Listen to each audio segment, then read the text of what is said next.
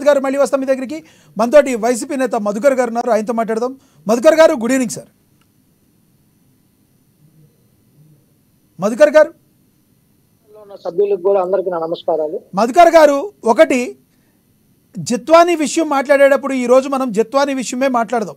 గతంలో జరిగిన ఈ వేరే కేసులు అవి మాట్లాడటం కాకుండా ఈ జిత్వానీ విషయంలో మీరేం చెప్తారో డైరెక్ట్గా స్పందించండి, అది కోరుకుంటున్నాం మీ నోటి నుంచి ఈరోజు.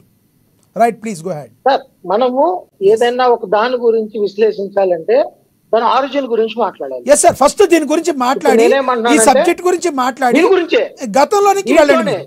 మీరు ముందు దీని గురించి డైరెక్ట్ గా మాట్లాడండి. జత్వానీ సార్, గౌరవ జత్వానీ గారి ఒక ఇన్సిడెంట్ ని నిజంగానే కేస్ స్టడీ చేయాల్సినటువంటి బాధ్యత అయితే ఉంది. ఆ కేస్ స్టడీ అనేది ఏ కేస్ స్టడీ నుంచి అయినా మనం ప్రారంభిస్తే దాని ఆరిజిన్ నుంచి ప్రారంభించాలి. ఇప్పుడు గతంలో 2009 నుంచి ఈ కుక్కల సుధాకర్ విద్యాసాగర్ అనే అతనికి కానీ ఆమెకి కానీ ఉన్నటువంటి సత్సంబంధాలు, అతను ఇచ్చినటువంటి రిపోర్ట్ నే నేను చదువుతా, అతను ఇచ్చినటువంటి రిపోర్ట్ లోనే నేను ప్రస్తావిస్తా. లేదు దాని తర్వాత కట్టినటువంటి ఎఫ్ఐఆర్ మెన్షన్ చేసిన విధానం కానీ, ఆ ఎఫ్ఐఆర్ మూలంగా అధికారులు తీసుకున్నటువంటి సర్చ్ వారెంటీ కానీ, ఆ సర్చ్ వారెంటీ ద్వారా వాళ్ళు అక్కడ ఉన్నటువంటి ముంబై పోలీసుని సంప్రదించి అక్కడ పంచనామాని ఇష్యూ చేయటం కానీ, ఆ పంచనామా ఇష్యూ చేసేటటువంటి ప్రక్రియలో వీళ్ళ దగ్గర ఉన్నటువంటి ఆధారాలను అక్కడ సబ్మిట్ చేసి, ఆ సబ్మిట్ చేసి వాళ్ళకి ఇది రైట్ అని అనిపించి ఆ పంచనామాని యాక్సెప్ట్ చేసి వాళ్ళు జత్వానీ గారిని వాళ్ళకి సబ్మిట్ చేయటం కానీ, అరెస్ట్ చేసిన తర్వాత తీసుకువచ్చి అదే విజయవాడ కోర్టులో ఆమెని తీసుకెళ్లి మేడం గారిని అక్కడ జడ్జి గారు ఇచ్చినటువంటి 40 రోజులు రిమాండ్ ప్రొసీజర్ కానీ జరిగినటువంటి ప్రక్రియ ఇదంతా తెలిసిన విషయం. ఇదంతా ప్రొసీజర్ ప్రకారంగా జరిగింది.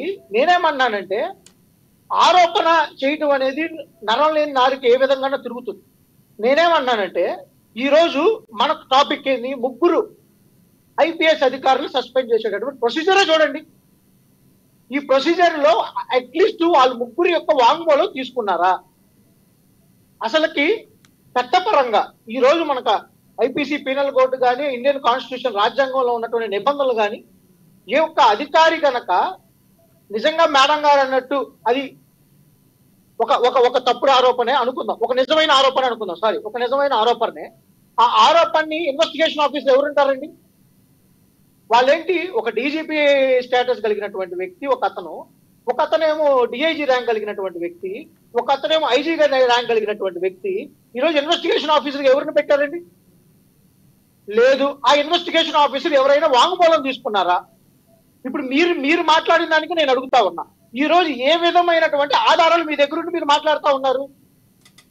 ఈ రోజు అక్యూజ్డ్ గా ఉన్నటువంటి మేడం గారు ఇచ్చినటువంటి నివేదికను తీసుకొని మనం ఏ విధమైనటువంటి చర్యలు తీసుకుంటాం?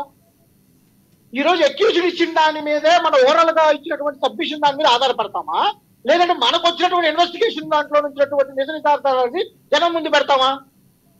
ఈ రోజు ఒక విషయం ఏంటంటే, ఇక్కడ నిజంగానే కేస్ స్టడీ చేయాల్సిందే.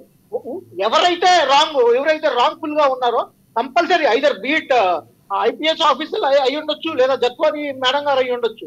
వీళ్ళు ఇరువురులో ఎవరు తప్పు చేసినా కానీ కంపల్సరీ యాక్షన్ తీసుకోవాల్సిన పరిస్థితి. కానీ the procedure is completely wrong according to నేను స్టడీ చేసిన దాంట్లో, నాకున్నటువంటి నీతి దాంట్లో, నాకున్నటువంటి పరిణితి దాంట్లో. ఈ రోజు మొత్తం విజయవాడ పార్టీ ఆఫీస్ మీద జరుగుతా ఉంది. ఈ రోజు విజయవాడలో పనిచేసినటువంటి పోలీస్ డిపార్ట్మెంట్ ఏనాడు నాకు తెలిసి 29 రాష్ట్రాల్లో ఎప్పుడు జరిగినటువంటి విధంగా 16 మంది ఐపీఎస్ విఆర్ లో పెట్టినటువంటి ఘనత మన ఆంధ్రప్రదేశ్ కే ఉన్నది.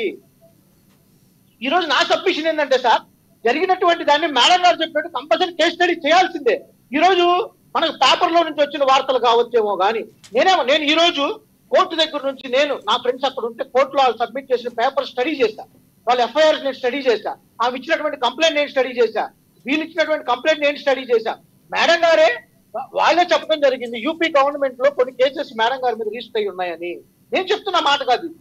నేనేమన్నానంటే, whatever it is sir, whatever it is. ఇప్పుడు మనం ఒక స్త్రీని రోడ్డు మీద పడేసి ఆమెని రైట్ ఆర్ రాంగ్ గా నిరూపించుకోవాలనేటువంటి పరిస్థితుల్లో మనం ఉందని దాన్ని నేను యాక్సెప్ట్ చేస్తా ఉన్నా.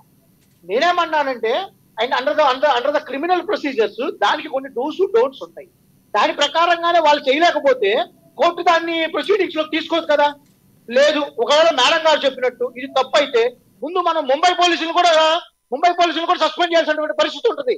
ఎందుకంటే వాళ్ళు అక్కడ సచివాలయం తీసుకొని అక్కడ పంచనామా రాసి అది ఇచ్చినటువంటి అక్కడ ఎవరైతే అధికారులు ఉన్నారో